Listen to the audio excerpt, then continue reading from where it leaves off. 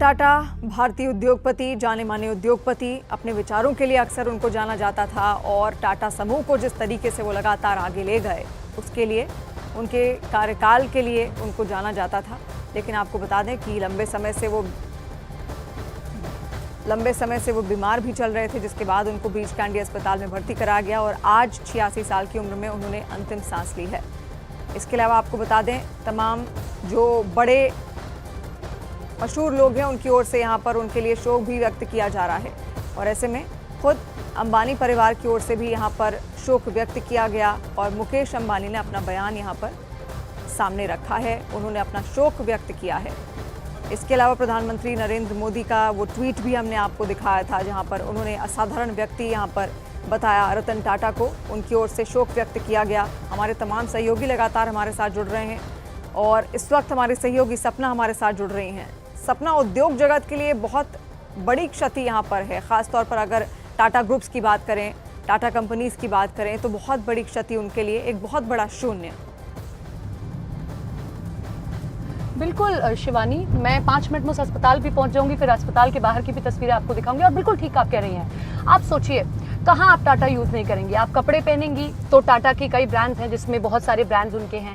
आप गाड़ी चलाएंगी तो टाटा के बहुत बड़े ब्रांड्स हैं। हर कोई ये चाहता है कि टाटा की एक गाड़ी तो उसके पास होनी चाहिए। वोकल फॉर लोकल की वो थीम से लेता है। आप फ्लाइट से जाएंगे तो टाटा से आप जाएंगे, एयर इंडिया वो सारा ऐसी फ्लाइट से आप लेंगे। आप बाकी चीज़ों में जाएंगे तो टाटा से, मतलब आप समझिए कि एक छोटा एंटरप्रेन्योर से लेके बड़े एंटरप्रेन्योर तक का उनका सोचना था, जो मैंने पहले भी कहा। और वो ये सोचते थे कि हमें हर क्लास को आपको सुविधाएं देनी है। और ये आज से नहीं है शिवानी, उनकी एक किताब है द स्टोरी ऑफ टाटा, जिसमें उन्होंने इस बात का जिक्र किया कि कैसे मुझे हर वर्ग के लिए सोचना है। और शायद यही सोचते हुए नैनो गाड़ी का उन्होंने इजाद किया था। और इसी के साथ साथ उन्होंने बोर्ड मीटिंग में इस बात को कहा था कि आने वाले समय में मैं बोर्ड मीटिंग को छोड़ दूंगा। क्यों? क्योंकि मैं उस परंपरा को चलने नहीं देना जा सकता हूँ। और इसी के साथ में उस किताब में इस बात का जिक्र है कि मुझे वो ब्रांड्स खोलने हैं, वो चीजें खोलनी है जिसका आगे आम व्यक्ति तक भी लाभ मिल सके। मैं नहीं चाहता कि एक ही व्यक्ति को, एक ही वर्ग को लाभ मिलता रहे। आमतौर पर उद्योगपति शिवानी ये सोचते हैं कि हम हमारा एक जो वर्ग है ना, हम उसको टारगेट करेंगे, हम लग्जरियस ब्रांड्स ही निकालेंगे। लेकिन टाटा के साथ ऐसा नहीं था। रतन टाटा ऐसा नहीं सोचते थे। उनका यही सोचना था कि हम छोटे से लेकर बड़े आदमी तक को हर किसी को सुविधा देना चाहते हैं। रही बात एक व्यक्तिगत पहचान की, रतन टाटा की पहचान एक उद्योगपति के तौर पर ही नहीं थी। व्यक्ति ये भी सोचता है कि हर एक व्यक्ति को रतन टाटा जैसा आदमी बनना चाहिए, जो अवार्ड्स का भूखा नहीं है, जिसको अवार्ड्स नहीं चाहिए, जो आज भी चलने की स्थिति में ना रहे। लेकिन अगर किसी ने उनको इनवाइट किया है अपने फेलिसिटेशन प्रोग्राम में, अपने किसी भी प्रोग्राम में, तो वो जाते थे। क्यों? क्योंकि उनको बच्चों से लगाव था। वो ये चाहते थे कि आने वाली पीढ़ी को कुछ चीजें दी जाए, बताया जाए, समझाया जाए।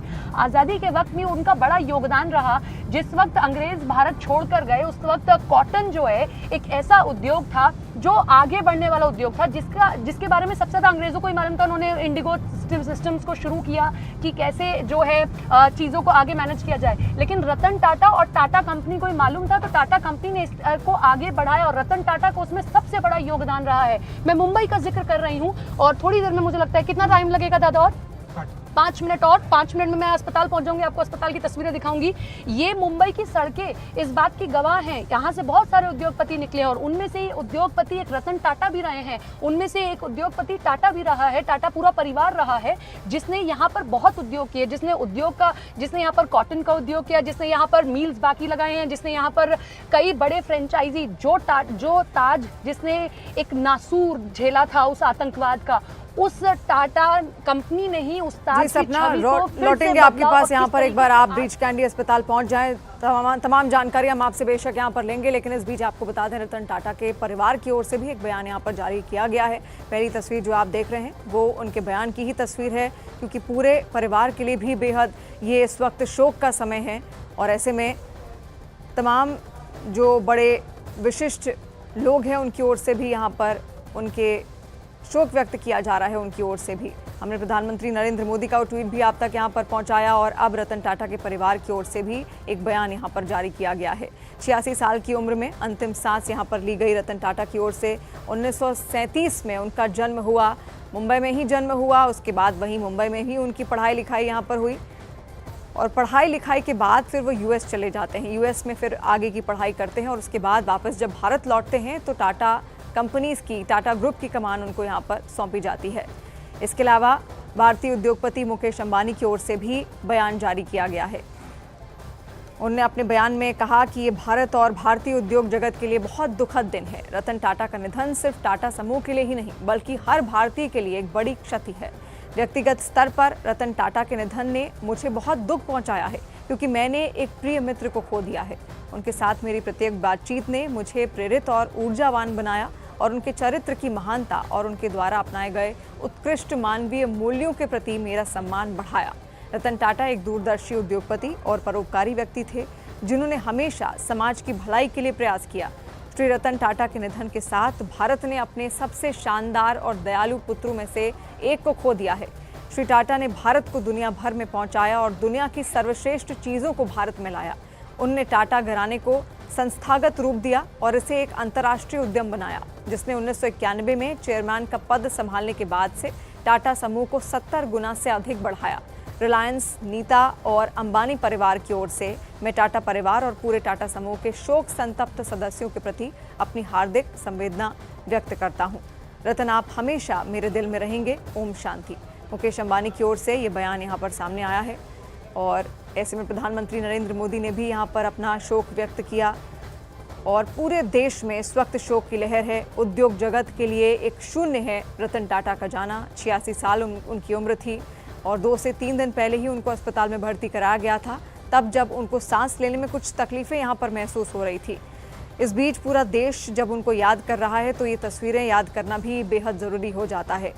जिस तरीके का उनका कार्यकाल रहा, लगातार जो टाटा ग्रुप्स था वो नए आयाम छूता रहा और हमेशा जो उनका विजन था वो कैसे निचले तबके तक के इंसान तक भी पहुंचना है, कैसे आम आदमी तक भी उनकी पहुंच रहे, उसके बारे में भी वो हमेशा सोचते थे। बेशक हर उद्योगपति अपनी कंपनी के बारे में तो सोचता है, लेकिन क्योंकि दयालु स्वभाव के थे रतन टाटा, ऐसे में अपने दयालु स्वभाव की वजह से, अपने परोपकारी स्वभाव की वजह से वो कभी भी आम आदमी के बारे में सोचना नहीं छोड़ते थे और इसी वजह से उनके तमाम विजन्स में कई बार आम आदमी को भी आसानी से देखा जा सकता था कि किस तरीके से उसकी सफलता के बारे में भी वो हमेशा से विचार अपने दिमाग में रखते हैं और उसी के तहत वो लगातार काम करते थे। इसका सबसे बड़ा उदाहरण है खुद टाटा नैनो जब लॉन्च की गई थी तो इसी विजन के साथ उन्होंने लॉन्च की ताकि जो आम इंसान है, जो आम आदमी है, जो 4 पहिया वाहन तक नहीं पहुंच पाता या उसकी पहुंच इतनी नहीं हो पाती कि वो उसको खरीद पाए, तो उस तक भी वो गाड़ी पहुंचे और 4 पहिया वाहन में अपने परिवार के साथ वो भी सफ़र कर पाए। इस विजन के साथ वो टाटा नैनो को लेकर आए थे। तो तमाम तस्वीरें लगातार उनकी हम आप तक यहाँ पर आपको दिखा रहे हैं। इसके अलावा आपको ये भी बता दें कि मल्लिकार्जुन खड़गे, कांग्रेस अध्यक्ष, उनकी ओर से भी रतन टाटा के निधन पर यहाँ पर शोक व्यक्त किया गया है। सीएम योगी की ओर से भी शोक व्यक्त किया गया और जहाँ पर उनकी ओर से शोक तो व्यक्त किया गया, साथ साथ आपको ये भी बता दें प्रधानमंत्री नरेंद्र मोदी का ट्वीट भी हमने कुछ देर पहले यहाँ पर आपको दिखाया था। कांग्रेस अध्यक्ष मल्लिकार्जुन खड़गे का भी ट्वीट यहाँ पर सामने आया है जहाँ पर उन्होंने शोक व्यक्त किया है क्योंकि एक बहुत बड़ा शून्य है पूरे भारत के लिए, पूरे उद्योग जगत के लिए, क्योंकि कई लोगों के लिए प्रेरणा थे। ना केवल वो अपनी हमसफ़र उम्र के लोगों को प्रेरित करते थे बल्कि उसके अलावा जो भारत का फ्यूचर जिनको कहा जाता है, जो युवा पीढ़ी है, उसको भी वो अपने विचारों से प्रेरित करते थे। और 86 साल उनकी उम्र ज़रूर हो गई थी, लेकिन उसके बाद भी कंपनी की जो तमाम मीटिंग्स होती थी टाटा ग्रुप्स की, उसमें वो शिरकत करते थे, बैठते थे, अपने विचार साझा करते थे, लोगों को सुनना पसंद करते थे और नए नए आइडियाज़ उनको जो दे उसको भी वो पसंद करते थे। यानी कि जो ख़ासतौर पर जो युवा पीढ़ी है उसको बहुत ज़्यादा वो पसंद करते थे।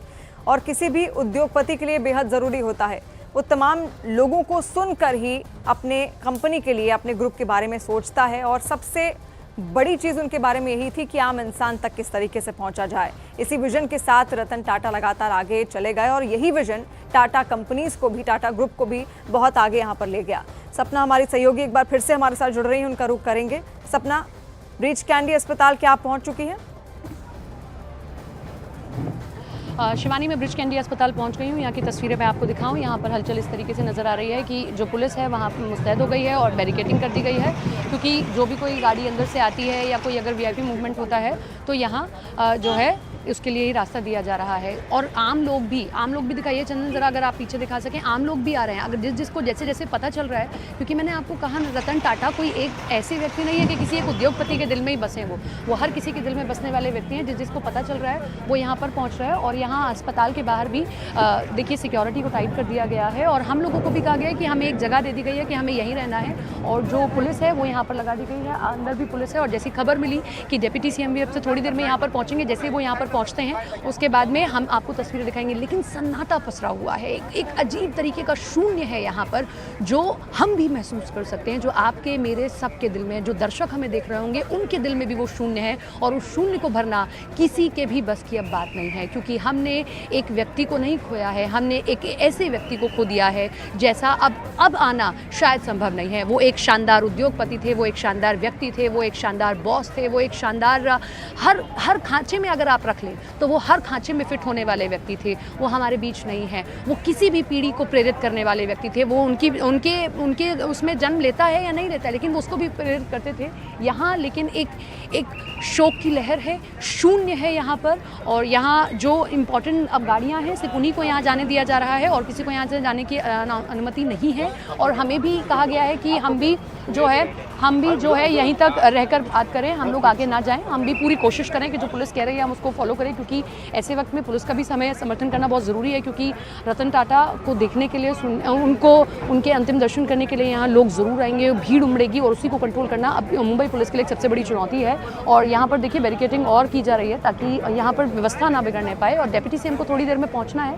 वो थोड़ी देर में यहाँ पर पहुँचेंगे, लेकिन उससे पहले यहाँ पर सभी व्यवस्थाएँ की जा रही हैं। और कौन कौन यहाँ पहुँचता है वो तस्वीरें मैं आपको दिखाती रहूँगी। लेकिन जो मैंने आपको कहा कि एक शून्य है, जो यहाँ आज उस शून्य को हर कोई महसूस कर पा रहा है। हम सब के लिए इस बात को बिलीव कर पाना बहुत मुश्किल हो रहा है कि अब रतन टाटा हमारे बीच में नहीं। वापस लौटेंगे आपके पास, आप लगातार नजर वहां पर बनाए रखें। और जिस बात का आप जिक्र कर रही हैं, एक शून्य बेशक न केवल ब्रीच कैंडी अस्पताल में बल्कि पूरे देश के लिए ये एक बहुत बड़ा अपूर्णीय क्षति भी है, एक शून्य भी है। इसके अलावा शोक यहाँ पर व्यक्त किया गया है गूगल के सीईओ सुंदर पिचाई द्वारा। उन्होंने भी रतन टाटा के जिस तरीके से उन्होंने अंतिम सांस यहाँ पर 86 साल की उम्र में ली है, उन्होंने भी शोक व्यक्त किया। तो ऐसे में देश दुनिया के तमाम जो बड़े उद्योगपति हैं वो भी यहाँ पर शोक व्यक्त कर रहे हैं। और ऐसे में ये टाटा ग्रुप्स के लिए भी एक बहुत बड़ा झटका है। और टाटा परिवार की ओर से कुछ देर पहले यहाँ पर एक बयान भी उनकी ओर से जारी किया गया। सुंदर पिचाई ने क्या ट्वीट किया वो आप तक पहुँचा देते हैं। गूगल में रतन टाटा से मेरी पिछली मुलाकात में और उनका विजन सुनना प्रेरणादायक था। वे एक असाधारण व्यवसाय और परोपकारी विरासत छोड़ गए हैं। ये ट्वीट यहाँ पर किया गया है सुंदर पिचाई द्वारा। आगे वो लिखते हैं, भारत में आधुनिक व्यवसाय नेतृत्व को मार्गदर्शन और विकसित करने में महत्वपूर्ण भूमिका उन्होंने निभाई थी। तो सुंदर पिचाई गूगल के सीईओ, उनकी ओर से भी यहाँ पर शोक व्यक्त किया गया, जहाँ उन्होंने लिखा उन्हें भारत को बेहतर बनाने की गहरी चिंता थी। एक बार फिर से ये ट्वीट आपके सामने रखते हैं, जिसकी ओर से उन्होंने यहाँ पर श्रद्धांजलि भी अर्पित की है और कहा है कि गूगल में रतन टाटा से मेरी पिछली मुलाकात में हमने वेमो की प्रगति के बारे में बात की थी और उनका विजन सुनना प्रेरणादायक था। वो एक असाधारण व्यवसाय और परोपकारी विरासत छोड़ गए हैं और भारत में आधुनिक व्यवसाय नेतृत्व को मार्गदर्शन और विकसित करने में महत्वपूर्ण भूमिका निभाई थी। उन्हें भारत को बेहतर बनाने की गहरी चिंता थी, उनके प्रियजनों के प्रति गहरी संवेदना, और श्री रतन टाटा जी की आत्मा को शांति मिले।